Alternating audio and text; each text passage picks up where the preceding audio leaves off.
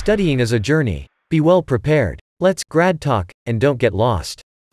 Hai Sobat Pasca, selamat datang di Grad Talk, tempat kami mengungkapkan dan menyederhanakan dunia penelitian akademis yang seringkali membingungkan. Nama saya Suci Faniandari, dan hari ini saya akan berbincang dengan salah satu narasumber terpercaya kami, Bapak Djoko Triatmojo, tentang strategi lulus tepat waktu namun tetap berkualitas. Dalam episode kali ini, kita akan berbincang lebih dalam tentang strategi lulus tepat waktu namun tetap berkualitas. Kita akan membahas bagaimana proses perkuliahan pascasarjana mulai dari persiapan pelaksanaan hingga strategi mencapai kelulusan yang tepat waktu. Dalam episode ini juga akan dibahas hal-hal yang bisa dilakukan mahasiswa selama masa perkuliahan agar dapat lulus dengan bekal soft skill yang mumpuni. Jadi, ambil kudapan atau apapun yang cocok untuk Anda, dan mari kita masuk ke dalam topik yang akan menginspirasi ini.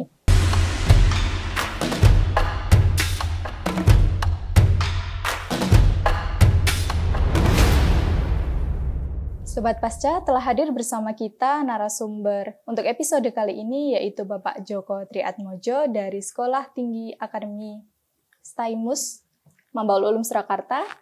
Beliau merupakan alumni S2 Ilmu Kesehatan Masyarakat Universitas 11 Maret dan sekaligus sebagai Ketua Ikatan Alumni IKM UNS.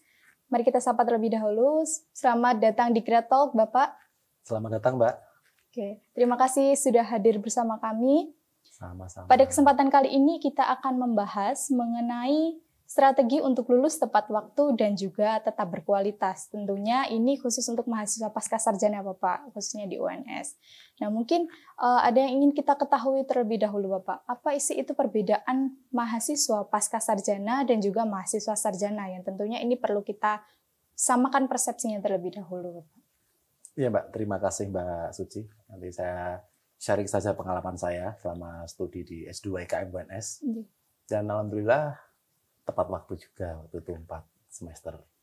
Jadi kalau pascasarjana itu adalah kuliah mandiri. Jadi kita harus bisa mengatur waktu bagaimana supaya tepat waktu 3 atau 4 semester itu selesai. Kalau di kuliah sarjana kan kita masih mengikuti, ya bisa dibilang kita mengikuti schedule-nya. Terus kalau pascasarjana ya kita lebih dewasa. Kapan kita mau selesai atau selesai 3 semester atau 4 semester. Itu direncanakan dari sebelum kita masuk atau maksimal semester 1 itu, Mbak. Oke, jadi poinnya adalah di perencanaan ya Bapak, Ya. untuk dapat lulus tepat waktu. Nah, dalam tahap perencanaan ini kira-kira apa saja sih Bapak yang perlu dipersiapkan bagi mahasiswa? Mungkin di sini ada Sobat Pasca yang baru ingin melanjutkan kuliah pascasarjana seperti itu Bapak. Ya, yang pertama adalah yang dulu saya lakukan, itu saya bikin schedule. Jadi di rumah itu di kamar khususnya saya ada schedule. Bulan ini apa yang saya kerjakan, bulan ini apa yang saya kerjakan sampai 24 bulan. Itu wisuda. Itu yang pertama. Jadi kemudian yang kedua, kita ikuti kegiatan di kampus itu. Jadi sebaiknya kita merapat ke kampus.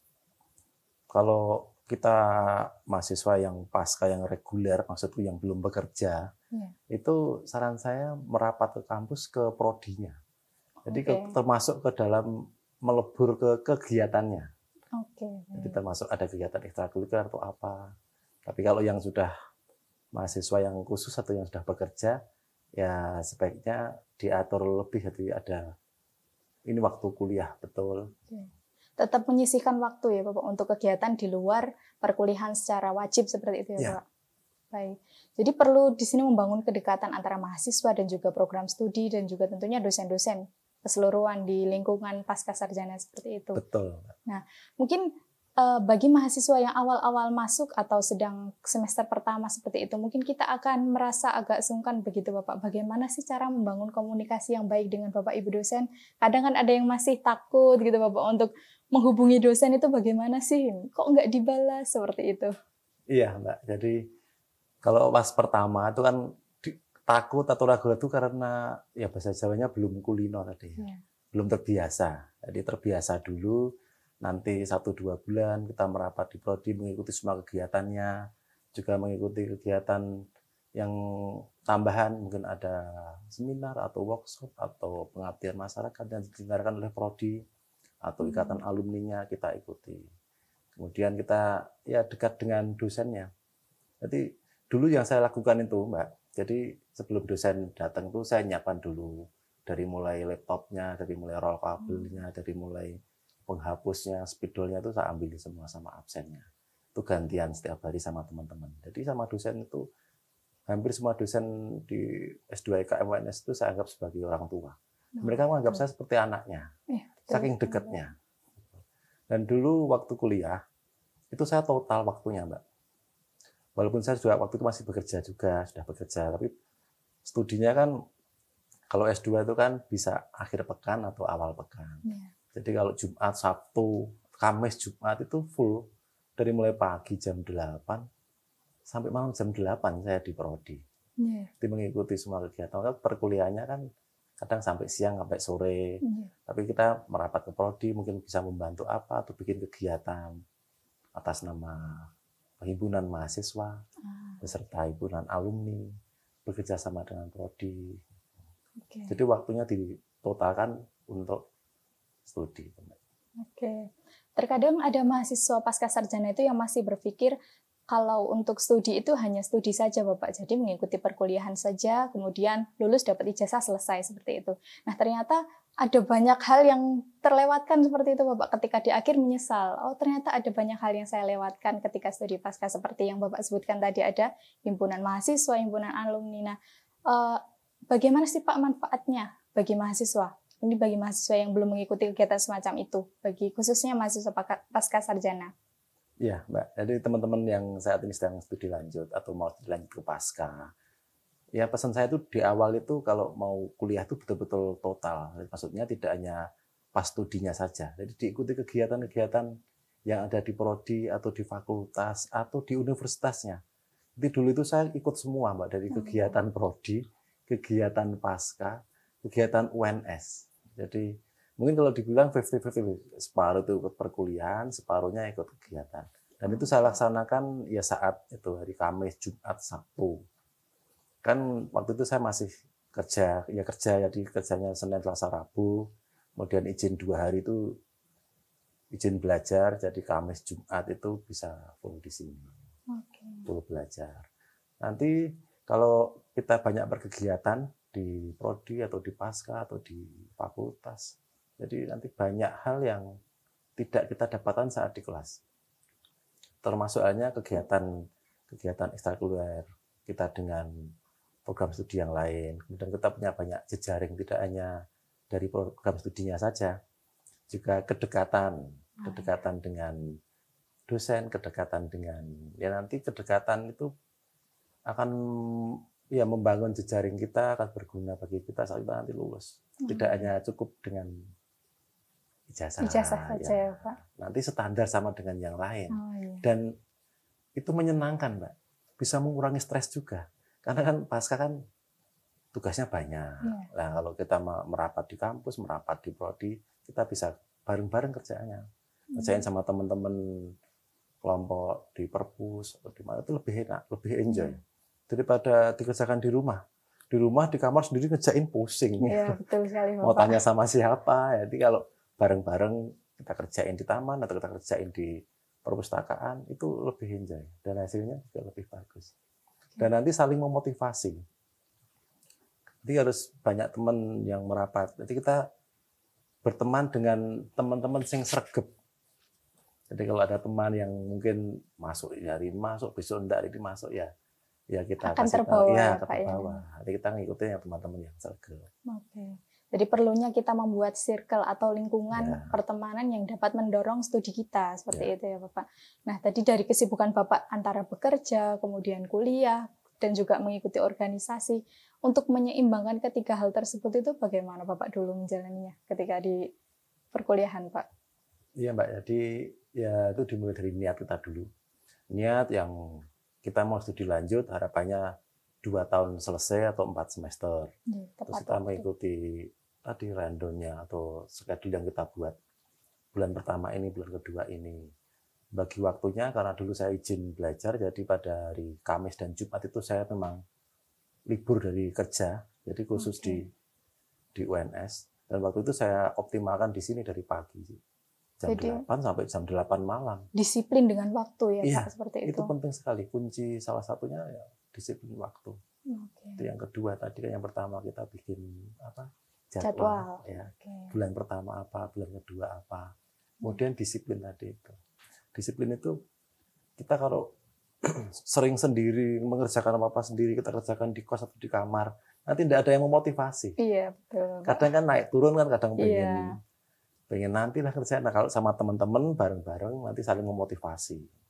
Betul. Kasus yang sering terjadi di mahasiswa pasca sarjana, Bapak, ketika masuk semester 3 atau semester 4 mengalami permasalahan dalam penelitian, kemudian mungkin ada kasus tertentu susah membangun komunikasi dengan dosen, akhirnya menjadi off begitu, Bapak. Hilang gitu kalau kita bilangnya gitu.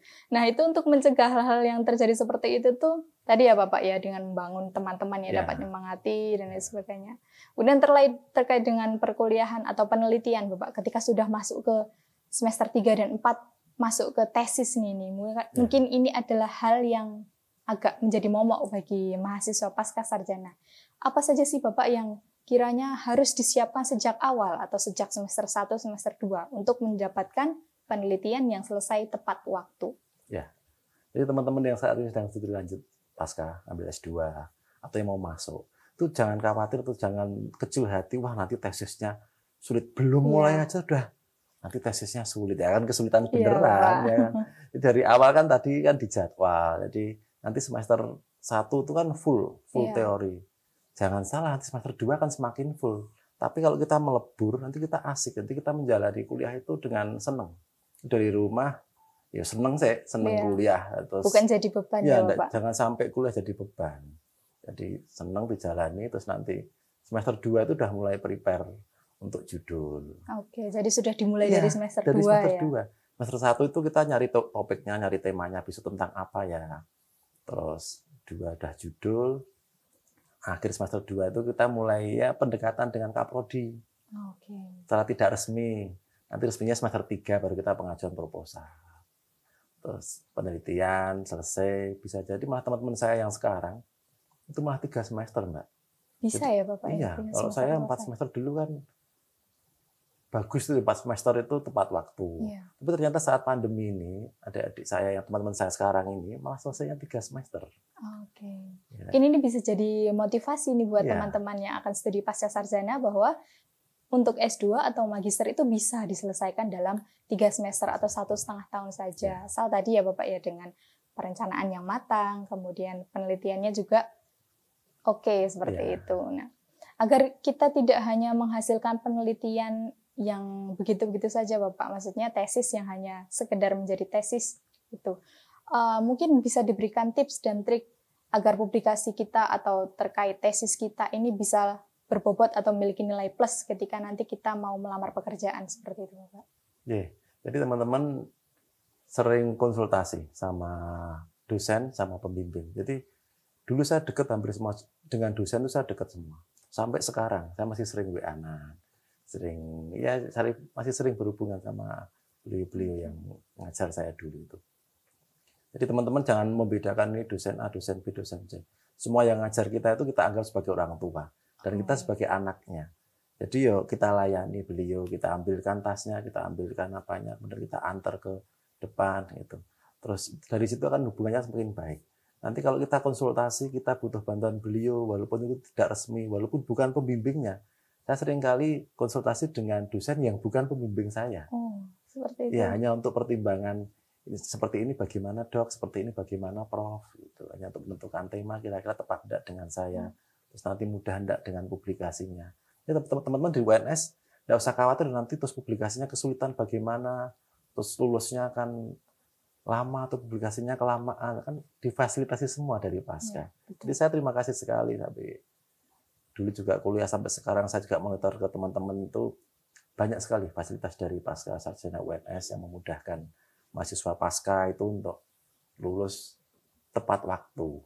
Kalau ada beberapa teman 1-2 yang tidak tepat waktu itu sebetulnya bukan bukan dari dosennya, bukan dari prodinya, tapi ya nun sewu dari yang bersangkutan sendiri. Tadi kurang disiplin dalam manajemen waktunya. Ya, nah mungkin ini bisa di highlight ya Pak, atau digarisbawahi bagi seluruh mahasiswa bahwa ketika mahasiswa tidak lulus tepat waktu itu kadang kan ada yang berpikir karena dosennya sulit Bapak begitu, atau karena birokrasi kampusnya yang sulit, atau syarat lulusnya yang berat seperti itu. Sebenarnya bukan ya Bapak itu ya? Bukan itu Mbak. Saya juga, teman-teman saya kan juga banyak yang kuliah di tempat yang lain. Jadi saya lihat, termasuk istri saya sendiri sekarang juga kuliah di Jogja. Saya membandingkan, kok kita penak neng UNS deh. Maksudnya banyak fasilitasnya. Ya. Okay. Nah, kenapa kok kita tidak tahu? Karena kita tidak menggunakan fasilitasnya tadi itu. Fasilitas yang difasilitasi oleh prodi, oleh pasca itu non sewu banyak teman-teman yang kesini hanya kuliah toh, habis kuliah pulang. Ya ini fasilitas UNS itu kita optimalkan, termasuk mengakses internet, ngakses jurnal internasional gratisan. Itu kan selama menjadi mahasiswa itu dioptimalkan. Free semua. Baik, tadi terkait dengan membangun kedekatan dengan dosen sampai dianggap anak atau kita menganggap dosen sebagai orang tua seperti itu Bapak. Mungkin ada cerita lucu dulu ketika Bapak menjalani kuliah S2 dan juga membangun kedekatan dengan dosen? Ya Mbak, jadi itu kan berangkat dari rumah itu semua dosen yang ngajar saya, itu saya anggap sebagai orang tua. Jadi teman-teman yang saat ini studi lanjut, baik S1, S2, atau S3, jadi yang ngajar teman-teman itu anggaplah sebagai orang tua. Kalau laki-laki ya dianggap sebagai bapak atau ayah, kalau perempuan, dosennya perempuannya dianggap sebagai ibu. Dan itu betul. Itu saya lakukan sendiri. Jadi dari semua dosen yang ngajar saya dari semester 1 sampai semester 3 selesai itu tak anggap sebagai orang tua. Banyak hal yang mungkin menurut saya ya lucu, tapi karena terlalu dekat dengan beliau. Jadi setiap dosen itu kalau tidak hanya masalah mata kuliah atau bimbingan atau hal yang resmi, kadang hal yang non resmi, misalkan ada yang bisa saya bantu Prof, ada yang bisa saya kerjakan Prof. Ya sesekali waktu itu dibantu untuk diajak penelitian bersama. Itu pertama. Kemudian berikutnya mungkin hal-hal yang lain Prof yang dapat saya kerjakan di hari Jumat atau Sabtu waktu saya kuliah di sini. Oh ya Mas, kalau mau bantu ini reparasi tape saya gitu. Ya saya pernah itu pakai tape recorder gitu ya Pak. Sama kadang mouse. Terus yang menurut saya lucu kan beliau juga ketua takmir masjid mana itu beliaunya. Itu Prof yang ada di UNS yang ngajar di S2 IKM. Saya diminta memperbaiki kotak amal. Jangan kotak amal. Jadi Prof, apakah ada yang dapat saya kerjakan Prof? Apakah ada yang dapat saya bantu Prof?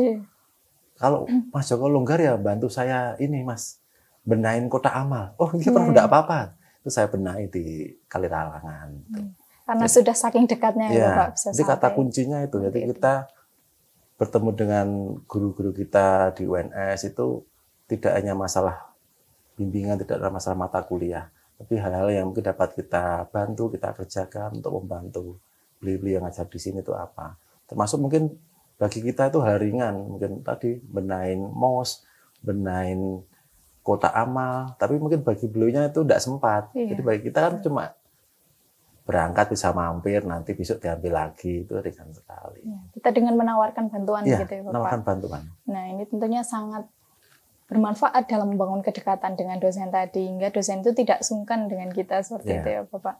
Kemudian terkait dengan menjalani kuliah tadi S2 Bapak dengan organisasi, dengan perkuliahan dan juga pekerjaan, tentunya Bapak juga memiliki keluarga saat itu ya Bapak, sudah berkeluarga? Sudah Mbak. Nah, bagaimana perjuangan Bapak memanajemen keempat hal ini agar dapat berjalan beriringan gitu Bapak? Ya, jadi di rumah itu kan sebelum kuliah itu kan kita komitmen dulu sama keluarga.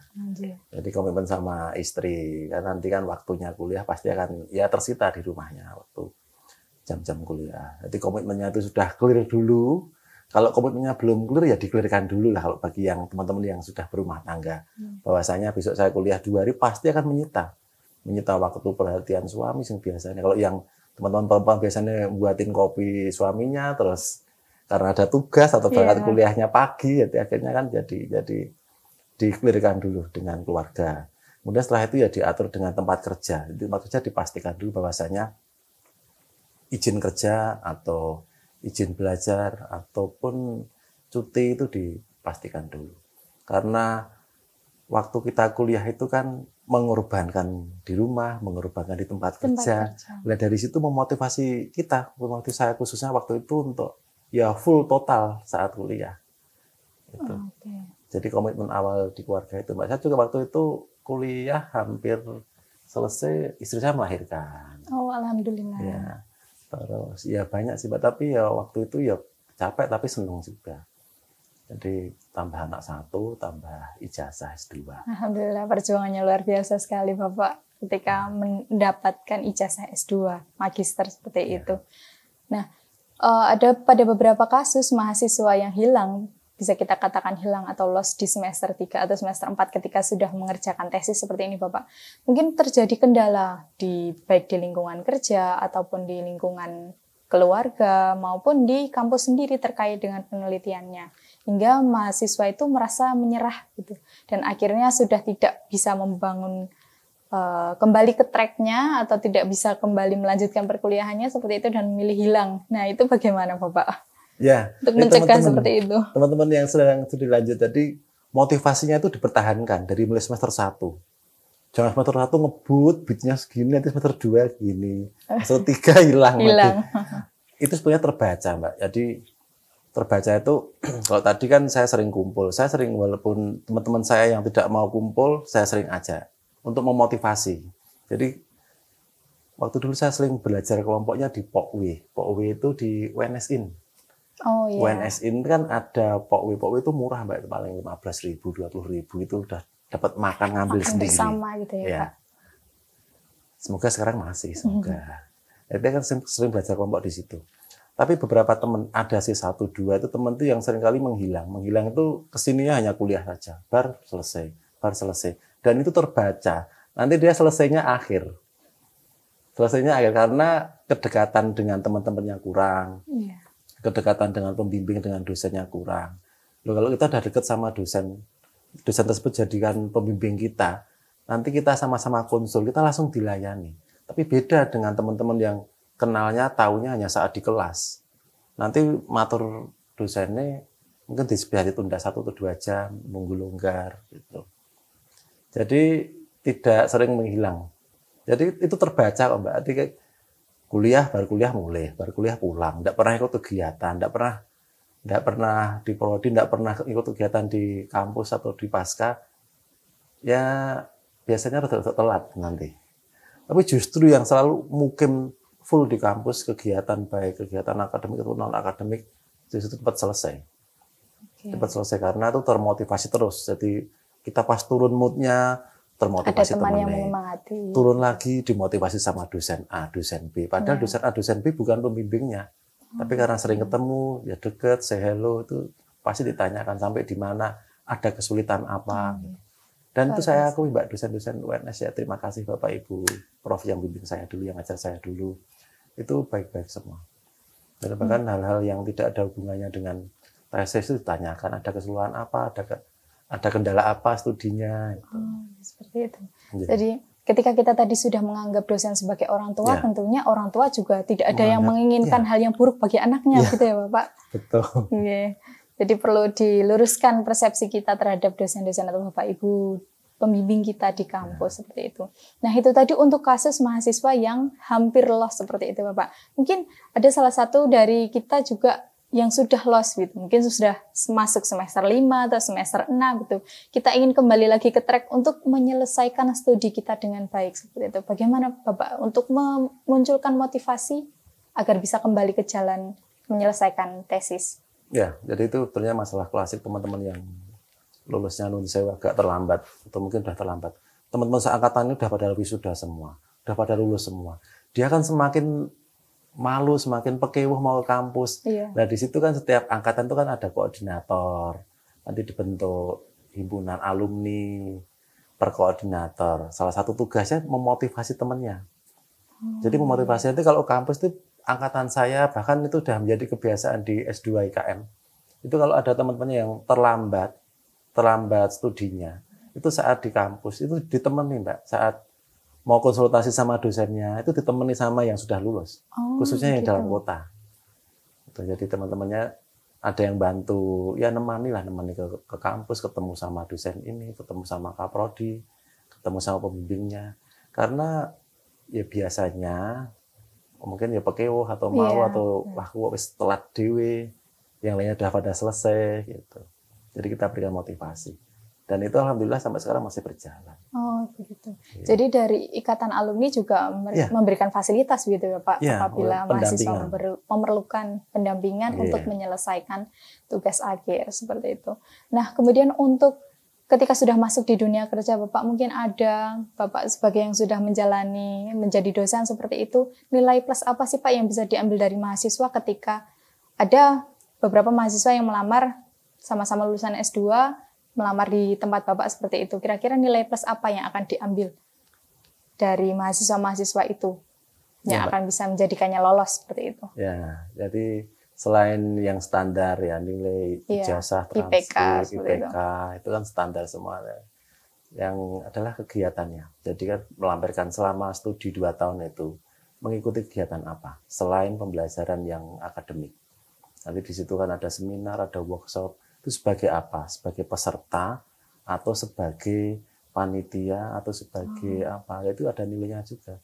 Yang sekarang kan trennya baru itu pengelola jurnal atau apa. Jadi kalau kita masukkan, saya sendiri misalnya seleksi yang lowongan atau penerimaan dosen itu saya juga lihat nilai plusnya.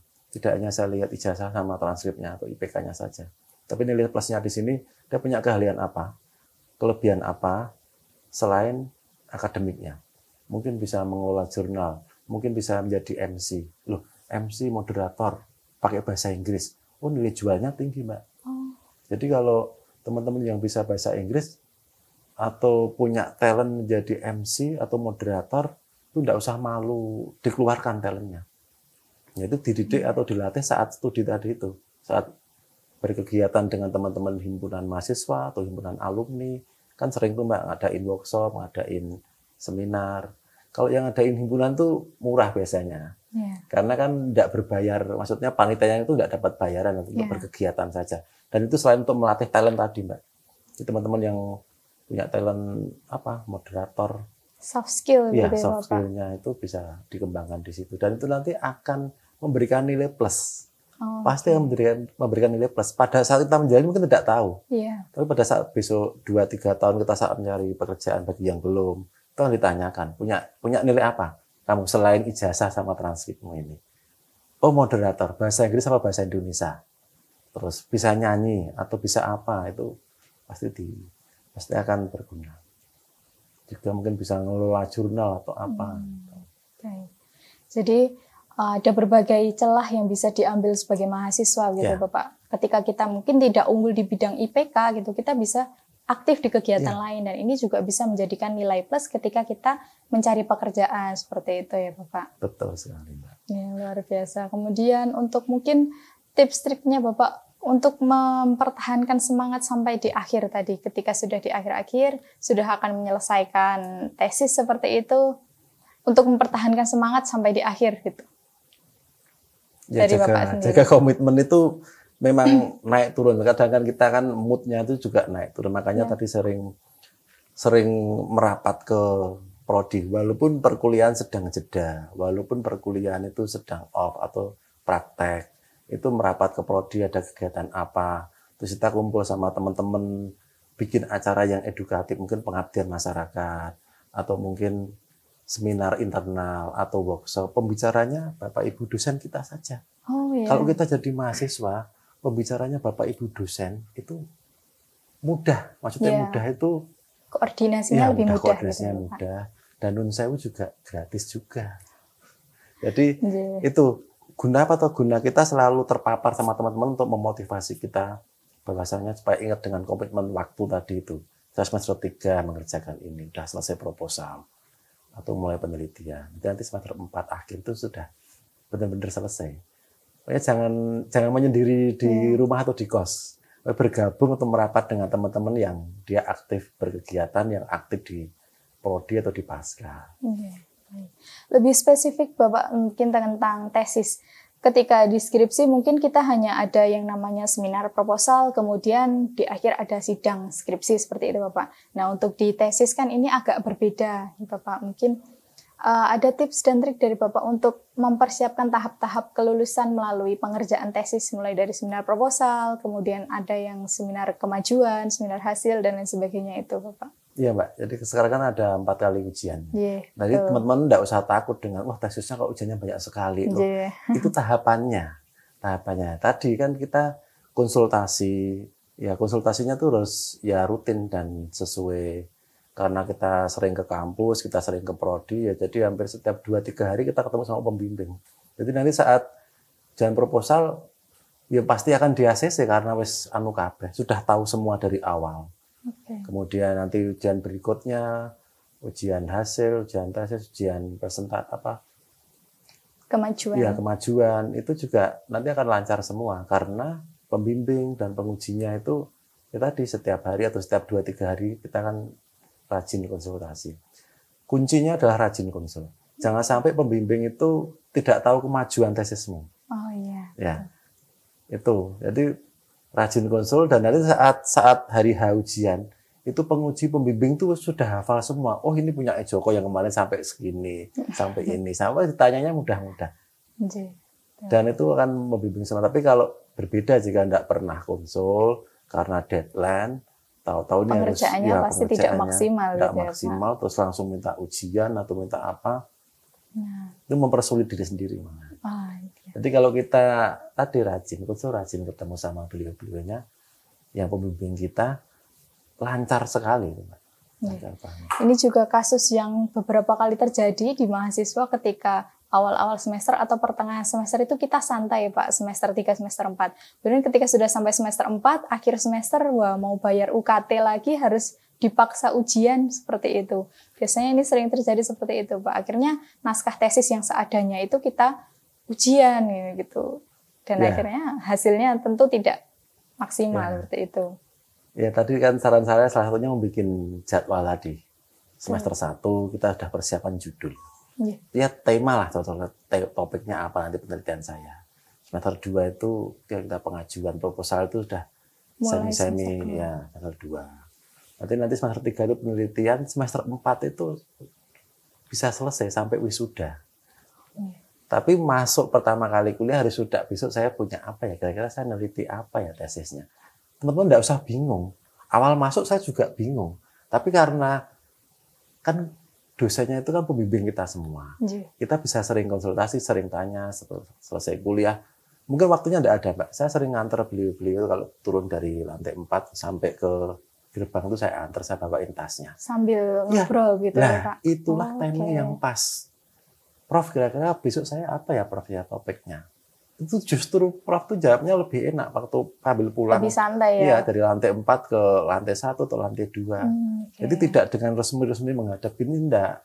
Jadi waktu-waktu itu kan kita bisa masuk di sana. Nah, ini menarik untuk membangun kedekatan interpersonal ya Bapak dengan Bapak Ibu dosen, tentunya menarik sekali. Jadi untuk kegiatan seminar proposal, seminar kemajuan, seminar hasil hingga sidang itu sebenarnya kita bisa menentukan sendiri ya Bapak? Bisa menentukan sendiri. Baik, luar biasa sekali Bapak hasil perbincangan kita pada episode kali ini. Mungkin bisa diberikan recap atau simpulan dari obrolan kita pada episode kali ini Bapak. Terima kasih Mbak. Jadi teman-teman yang mau studi lanjut S2 atau S3, yang pertama adalah niat dulu di awal. Niat di rumah, kemudian kalau yang sudah berkeluarga, komitmen dengan keluarga, karena sedikit banyak akan menyita waktu, komitmennya clear, kemudian komitmen dengan tempat kerja bagi teman-teman yang sudah bekerja, kemudian tadi bikin jadwal, semester 1 saya mau ngapain, tentukan topik, semester 2 saya mau persiapan proposal, semester 3 saya penelitian, semester 4 saya wisuda. Itu dibuat time schedule-nya setiap bulan. Jadi bulan pertama mau ngapain, bulan kedua mau ngapain. Kemudian saat pembelajaran yang terbatas waktu. Teman-teman kan mengorbankan waktu di rumah, mengorbankan waktu studi di tempat kerja. Maksimalkan saat 2 tahun atau 4 semester itu. Bangun hubungan yang baik dengan semua dosen, semua Bapak, termasuk Bapak Ibu Tendik juga. Dosen yang ngajar teman-teman anggap sebagai orang tua. Anggap sebagai bapak ibu kita seperti di rumah. Jalin hubungan yang baik secara akademik ataupun non akademik. Sering kita tawarkan kepada beliau, apa yang bisa saya bantu Prof, apa yang bisa saya kerjakan Prof.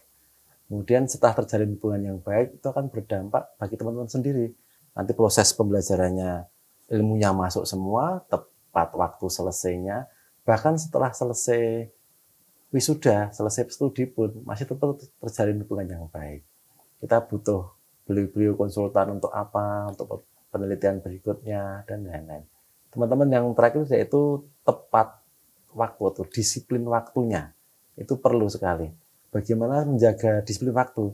Tadi sering berkumpul dengan teman-teman yang aktif, sering merapat ke prodi atau ke pasca untuk membuat atau mengikuti kegiatan yang ada, baik akademik ataupun non-akademik. Mungkin dengan itu, saya yakin teman-teman bisa cepat selesai studinya 3 atau 4 semester untuk S2. Baik, luar biasa sekali Bapak. Terima kasih atas berbagai strateginya yang sudah diberikan kepada kita, baik mahasiswa maupun calon mahasiswa pasca sarjana UNS seperti itu. Baik, terima kasih Bapak. Sampai Sama-sama, jumpa Mbak. di episode Great Talk berikutnya. Sekian obrolan inspiratif Great Talk kali ini. Terima kasih Sobat Pasca sekalian yang telah menyimak hingga akhir. Sampai jumpa di episode selanjutnya dengan tema-tema menarik lainnya seputar perkuliahan pasca sarjana, penelitian, dan publikasi. Studying is a journey. Get well prepared. Let's great talk and don't get lost.